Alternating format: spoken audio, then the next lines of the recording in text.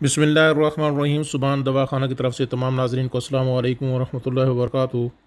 नाजरीन, आज का हमारा टॉपिक है सीने में जमा हुआ बलगम कैसे ख़ारिज किया जाए, बलगमी खांसी से कैसे निजात हासिल की जाए।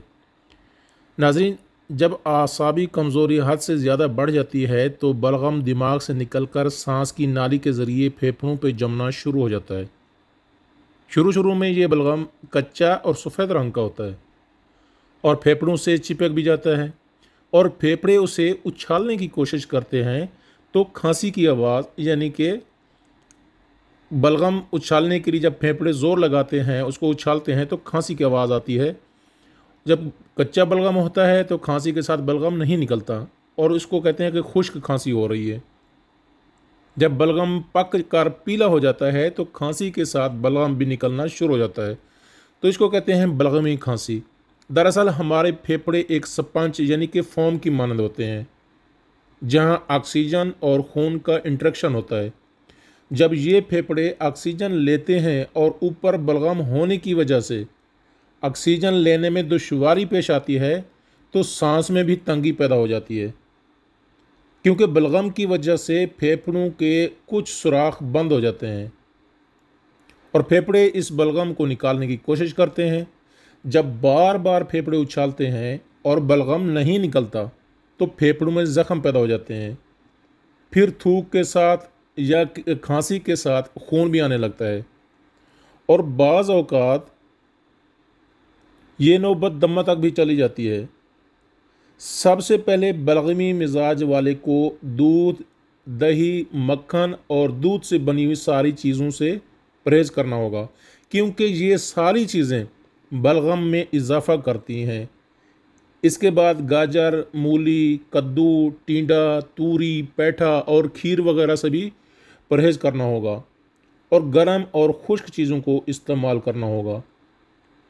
क्योंकि नाज़रीन देखें, कुछ जो है ना इसकी वजूहत इनमें से ये भी हो सकती हैं कि सिगरेट नोशी, तंबाकू नोशी और हुक्का वगैरह पीना, इसकी वजह से, क्योंकि जो स्मोक होता है, जो धुआं होता है, वो भी हमारे फेफड़ों में जाके उनके जो छोटे छोटे सुराख होते हैं फोम की मानद, उनको बंद कर देता है।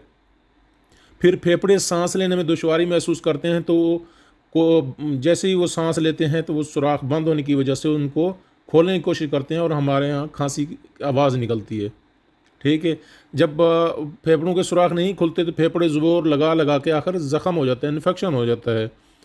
तो नाज़रीन, इस वजह से कहते हैं कि सिगरेट इंतहाई नुकसानदेह है। आप एक चीज़ को अंदाज़ा लगा लें कि जब सिगरेट इंसान पीता है तो सिगरेट का जो बट होता है, जो फोम का बना हुआ होता है, उसके अंदर से सिर्फ एक दफ़ा कश लगाने से उसका कलर पीला हो जाता है।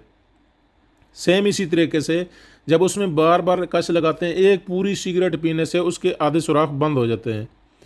तो आप अंदाज़ा लगा लें कि फेफड़ों के भी सेम इसी तरह सुराख होते हैं। एक सिगरेट पीने से सिगरेट का बट बंद हो जाता है।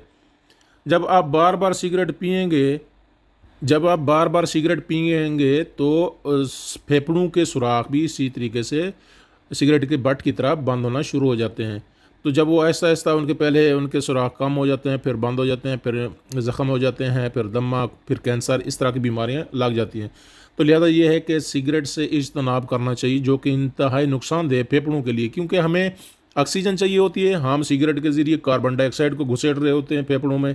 तो ये इंतहाई नुकसानदेह चीज़ है। ये कोई स्टाइल नहीं है, ये कुछ सेहत के लिए अच्छी चीज़ नहीं है। इसको जो ना छोड़ देना चाहिए, तर्क कर देना चाहिए। ये सेहत के लिए इंतहाई नुकसानदेह है। बलगम निकालने का एक नुस्खा भी बता देता हूँ, बहुत ही बेहतरीन और ज़बरदस्त नुस्खा है। उसके अज्जा नोट फरमा लें। बादाम 2 दाने, मनक्का 6 अदद, काली मिर्च 5 दाने, दार चीनी आधा इंच का टुकड़ा। इन सब चीज़ों को अच्छी तरह कूट कर खा लें और ये एक खुराक है। इंशाअल्लाह ताला जमा हुआ बलगम 2 मिनट के अंदर खारिज हो जाएगा। इसी तरह दूसरे दिन भी बनाकर इस्तेमाल करें।